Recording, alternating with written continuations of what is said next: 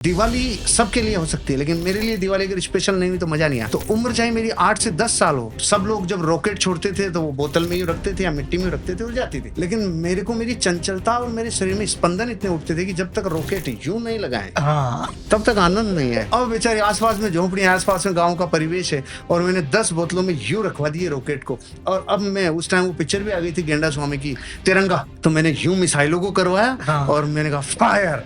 तो सारे दोस्तों में सरदार तो होता ही था, तो फायर। अब किसी की बेचारे की झोंपड़ी में, किसी की धोती में, किसी की बुझ रही है, किसी की जल रही है।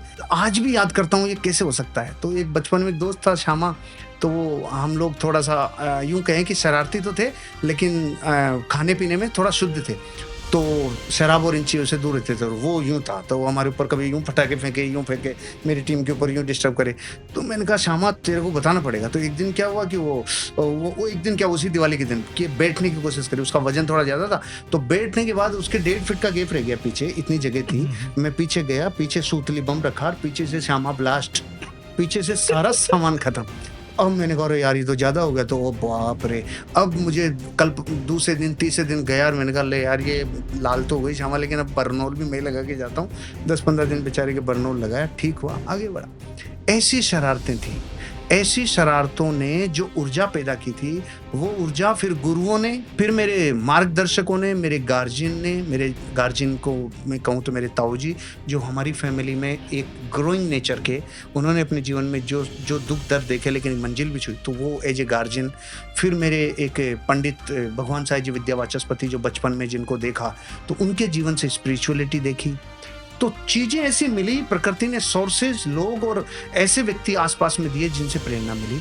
ऊर्जाएं सही दिशा में लगने, बचपन से थोड़ा थोड़ा बाहर आने लगे और ग्रो की करने लगे। गांव की शैतानियां चीजें अपना रूप लेने लगी। फिर कहानी शुरू हुई। 1980 का मेरा बर्थ है।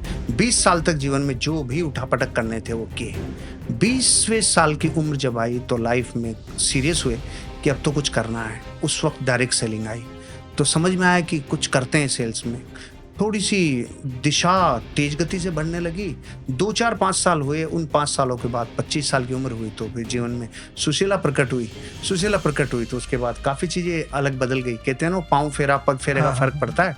उसके बाद डायमेंशन बदलते चले गए। तो छोटे छोटे सेगमेंट में देखूँ तो मेरी शैतानियाँ, मेरी हॉबीज, क्रिकेट में मैंने बहुत जीवन दिया है। 1990 से लेकर 2000 तक जीवन को क्रिकेट में बहुत खपाया है। इतना खपाया है कि ऊपर लेवल पे भी खेला हूँ, लेकिन खूब सारी लीडरशिप दिखाई है, खूब ट्रॉफीज, खूब प्रोग्राम्स, खूब ऐसे चीज़ें जो क्रिकेट को वो करे, वो भी किया। तो अपनी हॉबीज को, अपनी अर्ली लाइफ को, एजुकेशन की बात करूँ तो एजुकेशन में बहुत स्ट्रॉन्ग नहीं थे, डमरू मॉडल पे थे, जैसे अमीर और अमीर होता जा रहा है, गरीब और गरीब, एक सिकुड़ता जा रहा है मिडिल क्लास।